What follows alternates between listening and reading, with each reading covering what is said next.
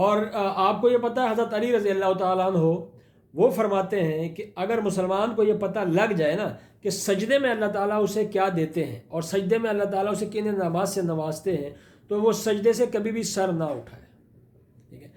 اب یہ جو آج میں آپ کو بہت اچھی ایک چیز بتانے لگا ہوں اور سجدے کے بارے میں بتانے لگا ہوں کہ جب ہم سجدہ کرتے ہیں تو ہماری جو باڈی ہے اس کے اوپر اس کا ایفیکٹ کیا ہوتا ہے.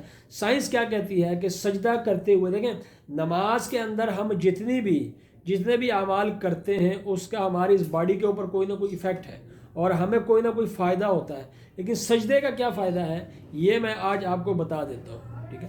نارملی اگر سائنس کے اسٹوڈنٹ وہ یہ جانتے ہیں کہ گریویٹی آف ارتھ ہے جس کی وجہ سے جو قانون یہ ہے کہ زمین ہر چیز کشش ثقل کہ زمین ہر چیز کو اپنی طرف کھینچتی ہے. نارملی گریویٹی آف ارتھ کی وجہ سے ہمارا جو دل ہے اس کی سپلائی ساری کی ساری نیچے ہوتی ہے. اوپر طرف جسم کا جو اوپر والا حصہ ہے اس کی طرف اس کی سپلائی اتنی نہیں ہوتی. نارمل زندگی میں جب ہم سٹینڈنگ پوزیشن میں ہوں چلتے پھرتے پوزیشن میں ہوں یا بیٹھے ہوئے پوزیشن میں ہوں تو لازمی بات ہے ہمارا جسم کا جو حصہ ہے یہ نیچے کی طرف ہے. جب نیچے کی طرف ہے تو گریویٹی کی وجہ سے بلڈ کی سپلائی نچلے اعضاء کو زیادہ ہوتی ہے. اوپر والا جو ہمارے اعضاء ہیں دماغ کی طرف بلڈ کی سپلائی اتنی نہیں ہوتی. تو جب ہم سجدہ کرتے ہیں سجدے کی طرف جاتے ہیں تو پھر کیا ہوتا ہے کہ ہماری جو بلڈ کی سپلائی ہے وہ ہمارے دماغ کی طرف بہت زیادہ ہونا شروع ہو جاتی ہے.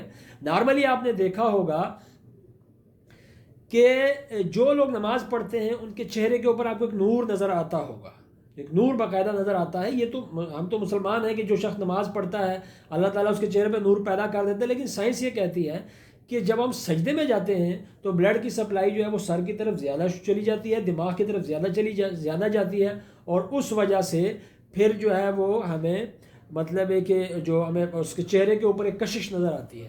اچھا اب اسی سجدے کی وجہ سے اسی قانون کے تحت کہ جب ہم سجدہ کرتے ہیں تو اس سے کیا ہوتا ہے, آپ کو اگر فرض کیا سانس کی بیماری ہے, دائمی نزلہ زکام ہے, سانس کی بیماری ہے, یا پھر آپ کو مطلب اس طرح کا کوئی اور مسئلہ ہے جس کو ہم الرجی کہتے ہیں. نارملی ناک بہ رہی ہے, زکام ہے, اس کو ہم نارملی الرجی میں لے دیتے ہیں کہ جی یہ مجھے الرجی ہوگی اور ڈاکٹر کے پاس جائیں تو وہ بھی آپ کو الرجی کی ہی دوائی دیتا ہے.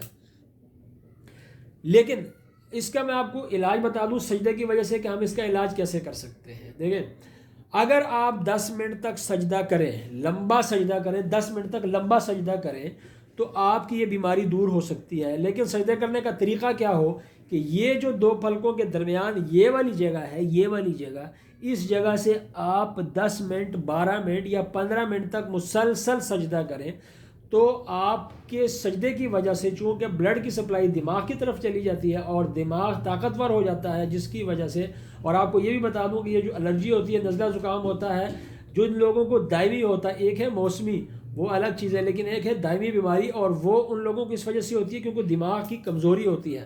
دماغ کی کمزوری کی وجہ سے ان لوگوں کو پوری زندگی نزلہ زکام رہتا ہے, ان کو الرجک کنڈیشن رہتی ہے ان کی. تو ایسے لوگ جو ایسی بیماری کا شکار ہوں وہ اگر لمبا سجدہ کریں, 10 منٹ کا, 15 منٹ کا, 12 منٹ کا سجدہ کریں تو انشاءاللہ تعالی اللہ تعالیٰ ان کو اس بیماری سے نجات عطا فرمائے گی. یہ ہے سجدے کا اثر انسانی زندگی کے اوپر کہ ہمارا فزیکل جو ہماری باڈی ہے اس کے اوپر سجدے کا اثر کیا ہوتا ہے. ٹھیک ہے.